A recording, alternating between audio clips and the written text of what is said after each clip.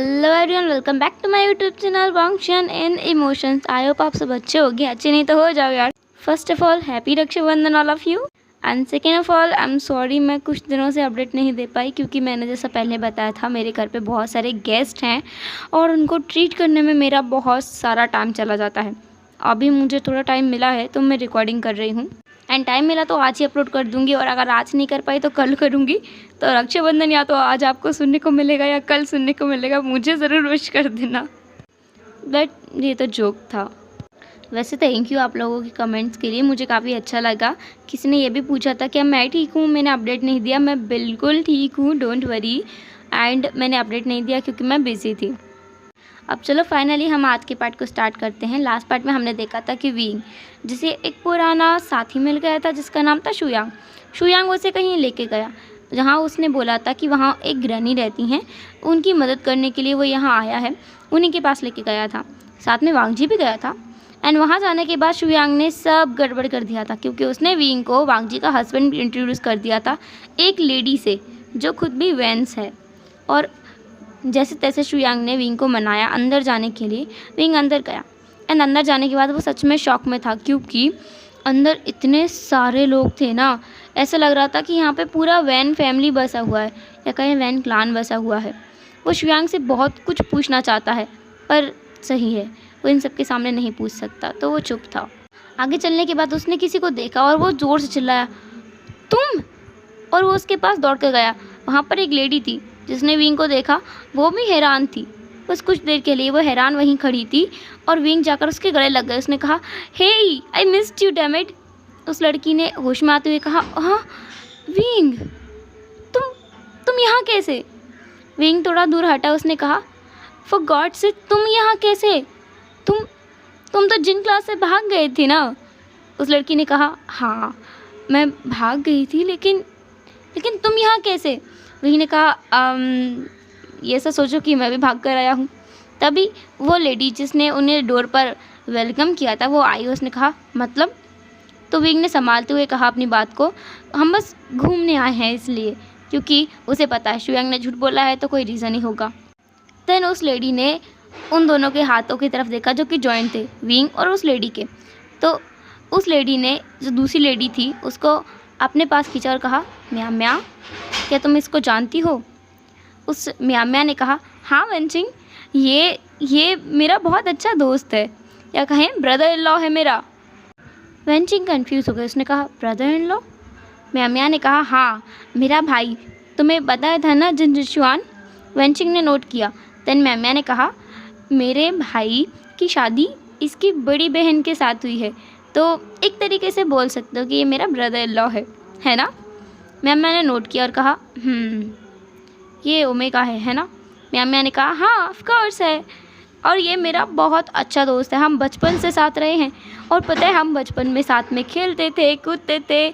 Even इसने ही तो मुझे स्वाट फाइट सिखाई है, इसकी वजह से ही तो मैं लड़ पाती हूँ, लोगों से भिड़ पाती हूँ।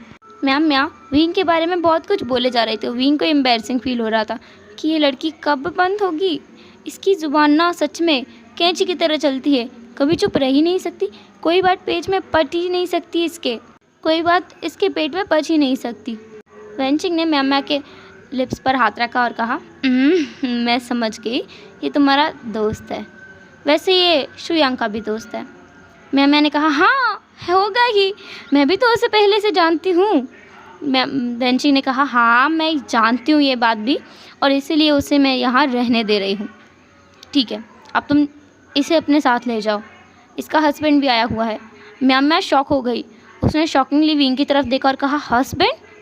विंग, तुमने शादी कर ली है? तुमने मुझे बताया भी नहीं। विंग थोड़ा ऑकवर्ड फील कर रहा था, फिर भी उसने कहा, तुम्हारा एड्रेस पता नहीं था ना इसलिए, तुम भी तो जिन क्लास में भाग गई थी। अब म्या म्या थी जिसे ऑकवर्ड फील हो रहा था, एम्बैरसिंग फील हो रहा था। उसने कहा, हाँ वो तो है। तभी वहाँ शुयांग और वांगजी भी आ गए। म्या म्या ने शुयांग को देखा एंड देन वांगजी को देखा, फिर उसने कहा, क्या तुम्हारी शादी इसी से हुई है? विंग ने नोट किया क्योंकि वो मना भी नहीं कर सकता, वेंचिंग यहीं खड़ी है। म्या बहुत ज़्यादा एक्साइटेड हो गई। उसने कहा, wow he is so handsome, ये कितना ज़्यादा सुंदर है दिखने में, ओह गॉड। कोई तो था जो बहुत ज़्यादा जल रहा था, वो कोई और नहीं वेंचिंग थी, जिसे बहुत ज़्यादा जलन फील हो रही थी वांग जी से, और अब उसे रिग्रेट हो रहा था क्यों उसने इन दोनों को यहाँ आने दिया। पहली बात तो ये ओमेगा उसकी म्याम से चिपक रहा था, उसको गले लगा रहा था, और अभी अल्फ़ा जिसकी म्याम तारीफ़ कर रही है। वेंचिंग ने फिर से उसे पकड़कर अपनी तरफ खींचा और कहा, तुम्हें नहीं लगता तुम्हें चाहकर इन लोगों के लिए कुछ लाना चाहिए? तुम्हारे दोस्त आए ना? म्याम ने एक्साइटेडली कहा, बिल्कुल, मैं अभी जाती हूँ और कुछ लेकर आती हूँ। ऐसा बोलते हुए वो कूदते हुए वहाँ से चले गई। और अब जाकर म्याम ने अपना रुख उन सब की तरफ मोड़ा। वेंचिंग ने अपना गला साफ किया और कहा, तुम विभूषण, तुम दोनों एक रूम में रहोगे। रूम तुम्हें ग्रैनी दिखा देंगी। और शुयांग, तुम्हें तो पता ही है। शुयांग ने कहा, हाँ मुझे पता है, बताने की ज़रूरत नहीं है। देन वहाँ पर ग्रैनी आई और वो उन दोनों को लेकर, यानी विंग और वांग जी को लेकर एक रूम में गई। वैसे तो विंग का मन था कि वो शुयांग को पकड़कर बहुत बुरी तरह से मारे। वो कैसे एक अल्फ़ा के साथ अकेला रहेगा? शुयांग के पास इतना दिमाग नहीं है। लेकिन विंग को भी समझ आ रहा था यहाँ सब अल्फ़ा हैं। ग्रैनी वैन को छोड़कर सभी अल्फ़ा हैं, और म्या को छोड़कर, तो वो इन सब के साथ बीच में नहीं रह सकता। फ़िलहाल के लिए उसके लिए बेटर है कि वो वांग जी के साथ ही चला जाए। वो लोग एक रूम में आए और ग्रैनी वैन वहाँ से चली गई। वांग जी ने डोर बंद किया और वो साइलेंटली वहाँ खड़ा था। विंग जो रूम को देख रहा था, उसने देखा कि बेड काफ़ी बड़ा है। उसे एक रिलीफ की सांस ली। देन वो वांग जी की तरफ मुड़ा और उसने कहा, तुम मेरा पीछे कर रहे थे ना? तुम पक्का मेरा पीछे करते हुए आए हो? वांग जी ने कहा, मैंने तुम्हें बताया था, मैं भाग कर आया हूँ। विंग ने कहा, हाँ, मेरी किस्मत, मैं और कहाँ फंस गया तुम्हारे साथ। ऊपर से उसने मुझे तुम्हारा हस्बैंड, यक, मैं तुमसे कभी शादी नहीं करूँगा। इवन मैं तुमसे कभी प्यार ही नहीं कर सकता। तुम जैसे इंसान से कोई कभी प्यार कर ही नहीं सकता है। वांग जी को ये सुनकर बहुत ज़्यादा बुरा लगा था, बहुत ज़्यादा। पहली बार विंग को वांग जी के फेस पर दिख रहा था कि उसे बुरा लगा है। विंग को रियलाइज़ हुआ कि उसने गुस्से में कुछ ज़्यादा ही बोल दिया।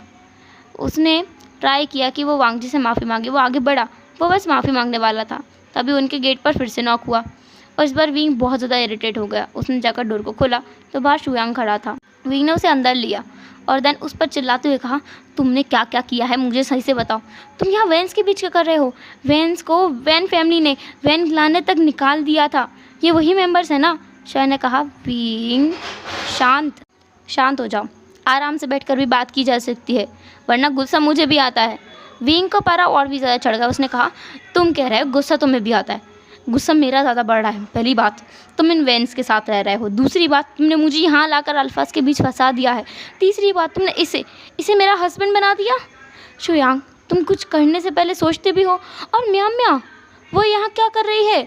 वो जिन फैमिली से भाग कर आई थी, वो भी क्या यहाँ के किसी अल्फा के लिए? मुझे बिलीव नहीं होता, और तुम भी इनका साथ दे रहे हो। शुयांग ने विंग को पकड़ा और कहा, बैठो। उसने विंग के कंधों को पकड़ा हुआ था, जिसे देखकर वांग जी की जो ग्रिप थी वो अपनी बीचन पर टाइट हो गई थी। उसे बहुत ज़्यादा जलन हो रही थी। उसे खुद भी नहीं पता कि उसे जलन हो क्यों रही है, लेकिन उसे हो रही थी। देन शुयांग ने उन्हें बताना स्टार्ट किया कि इन वैन्स को बिना गलती के ही निकाल दिया गया है। पहली बात तो विंग बिल्कुल ध्यान से सब कुछ सुन रहा था, इसलिए उसने बीच में नहीं टोका।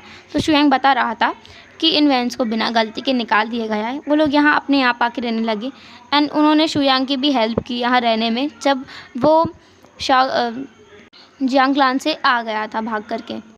एंड म्या वेंचिंग को एक नाइट हंटिंग में मिली थी, जहाँ पर म्या ने वेंचिंग को पसंद कर लिया था, और इसलिए ही म्या वहाँ से भाग करके यहाँ आ गई थी, और फिर वेंचिंग ने उसे अपना भी लिया था।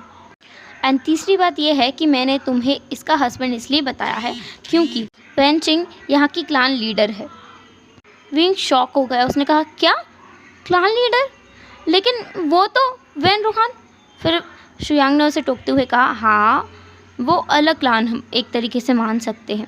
वो क्लान उतना सही नहीं है विंग, तुम्हें नहीं पता, लेकिन बहुत कुछ गलत हो रहा था वहाँ। तो ये लोग वहाँ नहीं रहना चाहते थे, वो सब लोग वहाँ से निकल आए थे। एंड सब लोगों को ये लगता है कि उन लोगों ने निकाला है, बल्कि ये लोग खुद निकल कर आए हैं वहाँ से। एंड इस क्लान की लीडर वेंचिंग है। वेंचिंग किसी भी बाहरी ओमेगा को अंदर नहीं आने देती है उसकी सिक्योरिटी के लिए, क्योंकि अगर किसी ओमेगा के साथ कुछ भी गलत हुआ तो ये जिम्मेदारी वेंचिंग की होगी। उसने म्या को इसलिए आने दिया क्योंकि वो म्या को हर वक्त अपनी सेंट से सेंटेड रखती है। एंड किसी ओमेगा को वो तभी अंदर आने देगी, उसका ये कंडीशन है पहली कि जब वो ओमेगा मैरिड हो। तो इसलिए मैंने तुम्हें बता दिया। और अभी रात हो रही है विंग, देखो अब तो रात हो भी चुकी है, तुम ऐसे में बाहर कहाँ घूमते, और यहाँ से कोई भी टाउन तुम्हें बहुत आसानी से नहीं मिलता। तुम अगर कोई सिटी भी जाना चाहो ना तो तुम्हें बहुत टाइम लग जाता, इसलिए मैं तुम्हें यहाँ ले आया, तुम समझे। विंग थोड़ा शांत हुआ, फिर भी वो अनसेटिस्फाइड था इन सब रीज़न से। उसे लग रहा था कुछ तो दाल में काला है, या कहीं पूरी दाल ही काली है। फिर भी उसने कुछ भी नहीं पूछा, क्योंकि अगर टाइम आएगा तो शिवांग खुद बता देगा। वांगजी ने भी सुना। वांगजी कुछ कह नहीं रहा था तो शिवांग उसकी तरफ मुड़ा और कहा, मास्टर लान, क्या आप मुझसे कुछ कहेंगे। वांगजी ने कुछ भी नहीं कहा तो शिवांग उसके पास गया और कहा, मैं एक चीज़ बता दूं आपको। विंग को अब उनकी आवाज़ नहीं आ रही थी, क्योंकि शिवांग एकदम बिस्पर करते हुए बोल रहा था। उसने वांगजी से कहा, मिस्टर लान, मैं उसका भाई जैसा हूँ और वो मेरे लिए मेरे गुरु जैसा है, तो आपको इसके लिए जलस फील करने की ज़रूरत नहीं है। ऐसा बोलते हुए वो वांगजी को वहीं डम फाउंडेड खड़ा छोड़ करके वहाँ से चला गया, और वांगजी वहीं शॉकिंगली खड़ा था, शॉकिंग एक्सप्रेशंस के साथ में। विंग भी उसे नोट कर रहा था। विंग वांगजी के पास आया, उसने कहा, उसने क्या कहा तुमसे, मुझे कुछ सुनाई नहीं दिया। वांगजी ने कुछ भी नहीं कहा, वो बेचारा कुछ अपने शौक से बाहर तो आए पहले। वो जेलस फील कर रहा था, शिवांग को कैसे पता। विंग ने अपने हाथ को वांगजी के सामने वेव किया, तब जाके वांगजी होश में आया। उसने कहा, हाँ। तो विंग ने पूछा, वो क्या कह के गया। वांगजी ने कहा, उसने उसने उसने कहा कि मुझे तुम्हें सेंटेड करना है। उसने ऐसा नहीं कहा था, लेकिन वांगजी झूठ बोल रहा था, क्योंकि उसने सुना था वेंचिंग अगर म्यामा को सेंटेड करती है तो कोई और अल्फ़ा उसके पास नहीं आ पाता था, क्योंकि एक अल्फ़ा को दूसरे अल्फ़ा की सेंट अच्छी नहीं लगती है, वो उससे दूर रहता है। इसलिए ही वांगजी ने ऐसा विंग से कहा। विंग कन्विंस नहीं था, तो वांगजी ने कहा, तुम चाहो तो अपने दोस्त से पूछ सकते हो। ऐसा कहते हुए वो वहाँ से हट गया, डोर के सामने से हट गया। विंग ने बिलीव किया और कहा, ठीक है, लेकिन कैसे करोगे।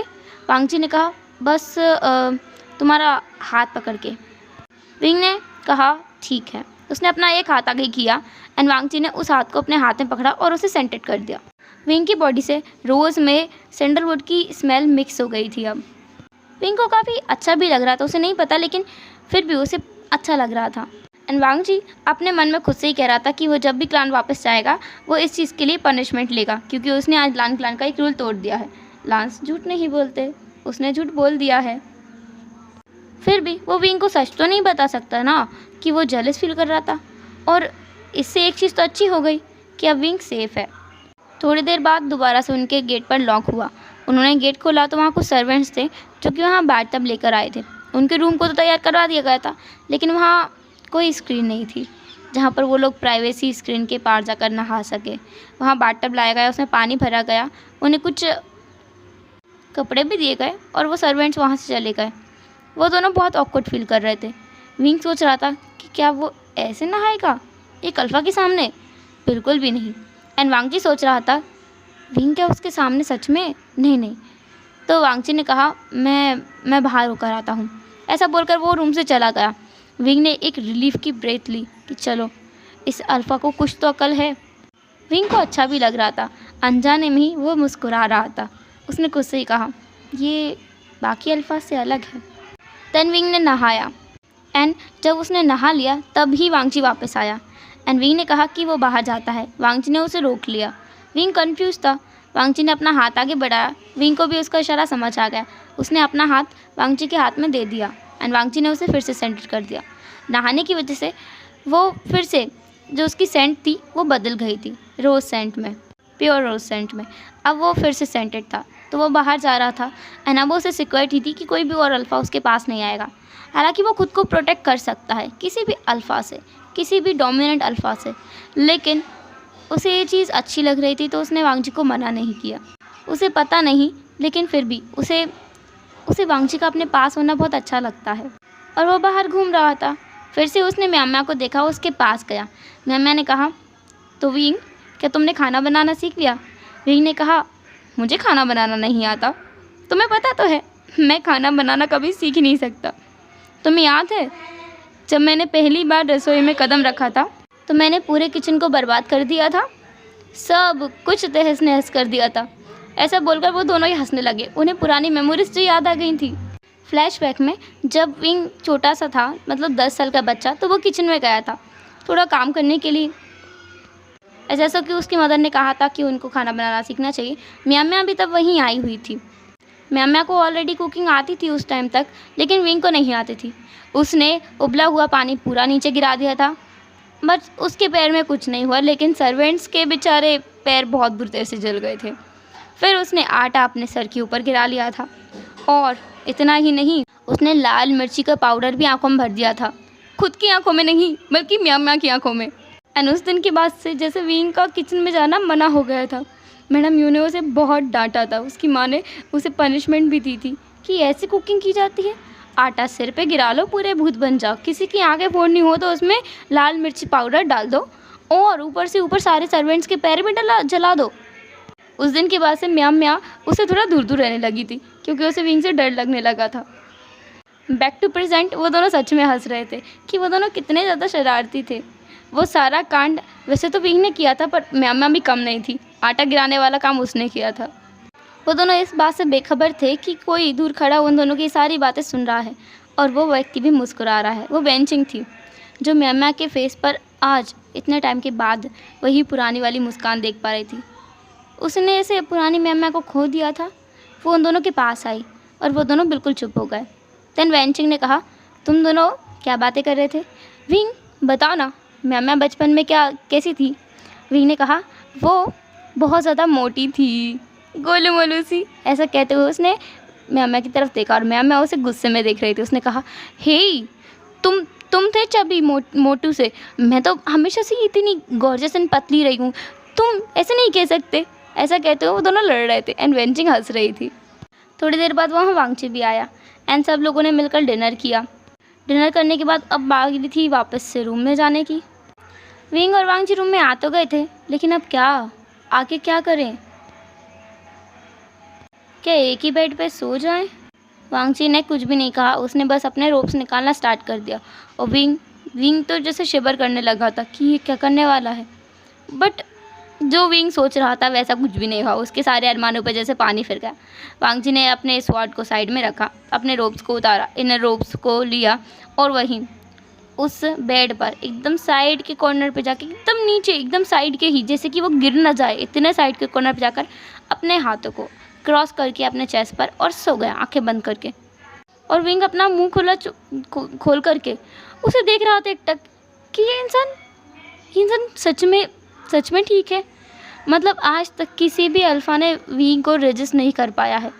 सारे अल्फ़ा अगर उसे अकेले में पब्लिक प्लेस पर भी देख लेते थे ना, तो भी उसको अप्रोच करने की कोशिश करते थे। ये तो एक रूम है, इसमें इस इंसान ने उससे एक बार ये भी नहीं पूछा कि, मतलब उसे कॉम्प्लीमेंट ही दे देता कि विंग कितना सुंदर है। विंग एक तरह से डिसअपॉइंट हो गया था। वो बेड पर गया, और वो भी लेट गया। उसने देखा वांगची तो पहले ही सो गया है। विंग ने खुद से ही कहा, मुझे डरने की ज़रूरत ही नहीं है, ये एक मॉन्क है, सच में एक साधु महात्मा है जो मेरे साथ कभी कुछ नहीं कर सकते, मुझे डरने की बिल्कुल ज़रूरत नहीं है। ऐसा कहते हुए वो खुद भी सो गया। और जब वो सो गया ना, तब वांगची ने अपनी आंखें खोली। बेचारे ने अपने सीने पे हाथ रखा और खुद से ही कहा, मेरा दिल इतनी ज़ोर से धड़क रहा है, मेरी जान ना चली जाए आज। ऐसा बोलते हुए ही वो खुद से ही कह रहा था, मुझे बस खुद पर काबू रखना है, खुद पर काबू रखना है। उसे सोते हुए भी ना विंग की वो ब्यूटीफुल चेहरा याद आ रहा था कि विंग कितना ज़्यादा सुंदर है। देन वांगची के दिमाग में ना एक इमेज फ्लैश हुई। उस दिन जब वो लोग टहलने के लिए गए थे, यूं ही यूनमक में घूम रहे थे, तब अचानक से वो एक फॉरबिडन एरिया में चले गए थे। उन दोनों को पता नहीं था कि ये फॉरबिडन एरिया है। वहाँ कोई गार्ड भी नहीं था। वहाँ गार्ड्स की गलती थी कि वो लोग वहाँ से हट गए थे। वो दोनों वहाँ चले गए थे, वो और उसका भाई। और उन्होंने पॉन्ड में जो देखा, वो वांगची की नज़र सिर्फ विंग पर थी, सिर्फ और सिर्फ विंग पर, जो उसे दिख रहा था कि विंग कैसे उछल रहा है, पानी फेंक रहा है, और एक तरीके से गाना गा रहा है, डांस कर रहा है। उसकी अपर बॉडी वांगची को पूरी तरीके से विजिबल थी, उसकी मिल्की वाइट चेस्ट। और वांगची पहली बार अराउज्ड फील कर रहा था। उसने जियांगचिंग की तरफ एक बार भी नहीं देखा, वो बस विंग को ही घूरे जा रहा था। सिमस लान सिचन वो भी जियांगचिंग को देख रहे थे, बट ये देखना सिर्फ कुछ सेकंड के लिए था, 30 सेकंड के लिए, जब तक कि उन ओमेगास ने उन दोनों को नहीं देखा था। जैसे ही जियांग चेंग ने सिचेन को देखा, सिचेन ने आंखें मोड़ ली थी, और जैसे ही विंग ने वांगजी को देखा, वांगजी ने भी आंखें मोड़ ली थी। उन दोनों को शाय फील हो रहा था और वो दोनों तुरंत वहाँ से भाग गए थे। वापस रूम में आने के बाद वांगजी को रियलाइज़ हुआ कि उसने कितनी बड़ी मिस्टेक कर दी है। उसके बाद में उसने खुद से ही कहा था कि वो पनिशमेंट भी लेगा। इसके बाद वो कहीं वहीं फ्लोर पर लगभग 4 घंटे तक अपने नीज के बल बैठा हुआ था, खुद को पनिशमेंट देने के लिए कि उसे ऐसे किसी ओमेगा की प्राइवेसी में नहीं जाना चाहिए था, उसे ध्यान देना चाहिए था। यहाँ पॉन्ड्स हैं, यहाँ ओमेगा फ्रीली घूमते हैं। अनलाइक अदर क्लान्स, यहाँ पे ओमेगास को पैक करके रखा जाता है। बैक टू प्रेजेंट, बेचारा वांगजी सो ही नहीं पा रहा था। उसने प्रिटेंड तो बहुत अच्छा किया था कि उसे नींद आ गई है, पर अब नहीं सो पा रहा था वो बेचारा। वो अपने बेड से खड़ा हो गया एंड उसने खुद से ही कहा कि हाँ, मैं नीचे ही सो जाता हूँ।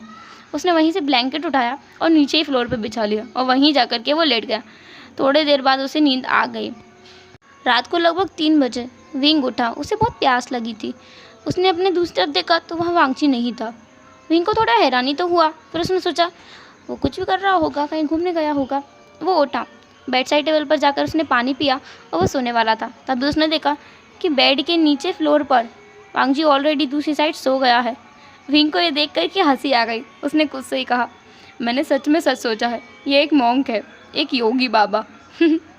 पता नहीं इससे जो भी शादी करेगा ना उसकी ज़िंदगी कैसी होगी। ये बहुत अनरोमांटिक पर्सन होगा पक्का। एंड ऐसा सोचते हुए विंग दोबारा लेट गया। एंड विंग को खुद भी बहुत कुछ याद आ रहा था कि जब से वो वांगजी से मिला है, वांगजी ने ऐसा कुछ नहीं किया जिसकी वजह से विंग उससे नफरत करे। एंड विंग ने आज शाम को जो शब्द वांगजी से कहे थे उसे वो सब नहीं कहना चाहिए, तो उसे रिग्रेट हो रहा था। एंड उसने डिसाइड किया कि वो मॉर्निंग में वांगजी से माफ़ी मांगेगा।